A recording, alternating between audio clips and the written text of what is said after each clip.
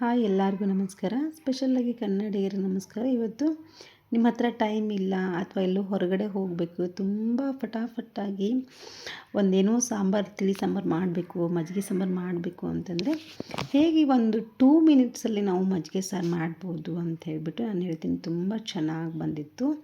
ಏನಂದರೆ quick recipe ಇದು. So ಹಾಗಾಗಿ ಮೊದಲು ನಾನು ಮಜ್ಜಿಗೆನ ಆಲ್ರೆಡಿ ರೆಡಿ ಮಾಡಿ ಇಟ್ಕೊಂಡಿದ್ದೆ.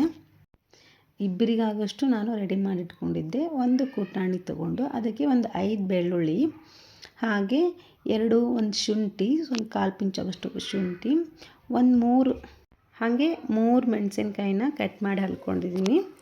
ಮತ್ತು ಸ್ವಲ್ಪ ಕೊತ್ತಂಬರಿ ಸೊಪ್ಪು. ನಿಮ್ಮ ಹತ್ರ ಪುದೀನ ಸೊಪ್ಪು ಇದ್ರೂ ಪುದೀನ ಸೊಪ್ಪು ಹಾಕ್ಕೋಬೋದು. ನಾನಿಲ್ಲಿ ಸ್ವಲ್ಪ ಒಂದು ಸ್ಪೂನ್ ಆಗೋಷ್ಟು ಜೀರಿಗೆನ ಹಾಕಿದ್ದೀನಿ. ಅದನ್ನು ತರಿಯಾಗಿ ಈ ಥರ ಜಜ್ಜಿಟ್ಕೋಬೇಕು. ಉಪ್ಪನ್ನು ನಾವೇನು ಒಗ್ಗರಣೆ ಹಾಕ್ತೀವಲ್ಲ ಅವಾಗೇ ಹಾಕಬೇಕು. ನಾನು ಒಂದು ಚಿಕ್ಕ ಪಾತ್ರೆನ ಕಾಯಕ್ಕಿಟ್ಕೊಂಡು ಅದಕ್ಕೆ ಸ್ವಲ್ಪ ಎಣ್ಣೆ ಹಾಕ್ತಾಯಿದ್ದೀನಿ. ಎಣ್ಣೆ ಹಾಕ್ಕೊಂಡು ಎಣ್ಣೆ ಕಾದಾದಮೇಲೆ ಸಾಸಿವೆ ಜೀರಿಗೆ ಎಲ್ಲ ಹಾಕ್ತಾಯಿದ್ದೀನಿ. ಸಾಸಿವೆ ಜೀರಿಗೆ ಎಲ್ಲ ಸಿಡಿದಾದಮೇಲೆ ಸ್ವಲ್ಪ ಕರಿಬೇವಿನ ಸೊಪ್ಪು ಹಾಕಬೇಕಾಗುತ್ತೆ. ಸ್ವಲ್ಪ ಕರಿಬೇವಿನ ಸೊಪ್ಪು ಹಾಕಿದ ಮೇಲೆ ನಾವೇನು ಜಜ್ಜಿಟ್ಕೊಂಡಿದ್ವಲ್ಲ ಅದು ಮಸಾಲನ ಅದನ್ನು ಅದರಲ್ಲಿ ಹಾಕಬೇಕು. ಹಾಕಿ ಸ್ವಲ್ಪ ಫ್ರೈ ಮಾಡ್ಕೋಬೇಕು. ಏನಂದರೆ ಲೋ ಫ್ಲೇಮಲ್ಲೇ ಇಡಬೇಕು ಇದು.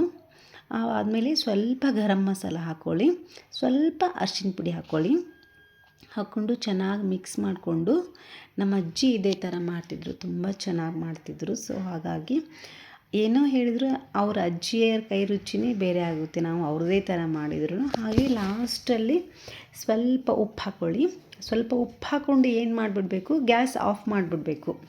ಗ್ಯಾಸ್ ಆಫ್ ಮಾಡಿದ್ದಾದಮೇಲೆ ಇದಕ್ಕೆ ಮೇನ್ ಬೇಕಾಗಿರೋದು ಏನಂತಂದರೆ, ನಾವು ಕಡಲೆ ಹಿಟ್ಟು ಬರುತ್ತಲ್ಲ, ಪುಟಾಣಿ ಹಿಟ್ಟು, ಅದನ್ನು ಸ್ವಲ್ಪ ನೀರು ಮಿಕ್ಸ್ ಮಾಡಿ ಇದರಲ್ಲಿ ಹಾಕಬೇಕು. ತುಂಬ ಚೆನ್ನಾಗಿ ಬರುತ್ತೆ. ಅದಾದಮೇಲೆ ನಾವು ಮಜ್ಜಿಗೆನ ಇದರಲ್ಲಿ ಹಾಕಬೇಕು. ಹಾಗೆ ನಾನು ಸ್ವಲ್ಪ ಶುಗರ್ ಕೂಡ ಹಾಕ್ಕೊಂಡಿದ್ದೀನಿ, ಟೇಸ್ಟ್ ಬರುತ್ತೆ ಅಂತ ಹೇಳಿಬಿಟ್ಟು. ನೀವು ಸ್ವಲ್ಪ ಶುಗರ್ ಹಾಕ್ಕೊಳ್ಳಿ, ತುಂಬ ಚೆನ್ನಾಗಿ ಬರುತ್ತೆ. ಹಾಗೆ ಫಟಾಫಟ್ ಅಂತ ಆಗಿ ಹೋಗುತ್ತೆ ಇದು. ಬಿಸಿ ಅಂದಲ್ಲಂತೂ ತುಂಬ ಚೆನ್ನಾಗಿರುತ್ತೆ.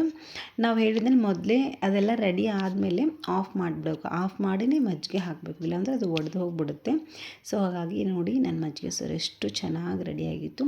ಓನ್ಲಿ 2 ಮಿನಿಟ್ಸ್ ಇದ್ದರೆ ಮಸ್ತಾಗಿ ಹೋಗುತ್ತೆ ಇದು. ಸೊ ಹಾಗಾಗಿ ಟ್ರೈ ಮಾಡಿ, ಹೇಗಿತ್ತು ಅಂತ ಹೇಳಿ. ಯಾರೆಲ್ಲ ಸಬ್ಸ್ಕ್ರೈಬ್ ಮಾಡಿದ್ರಲ್ಲ ಅವ್ರಿಗೆ ನಿಜವಾಗ್ಲೂ ಥ್ಯಾಂಕ್ ಯು. ಹಾಗೆ ನಿಮ್ಮ ಟೈಮ್ ಇಟ್ಟು ನೋಡ್ತಿರಲ್ಲ, ಅದಕ್ಕೆ ನಾನು ಯಾವಾಗಲೂ ಥ್ಯಾಂಕ್ ಯು.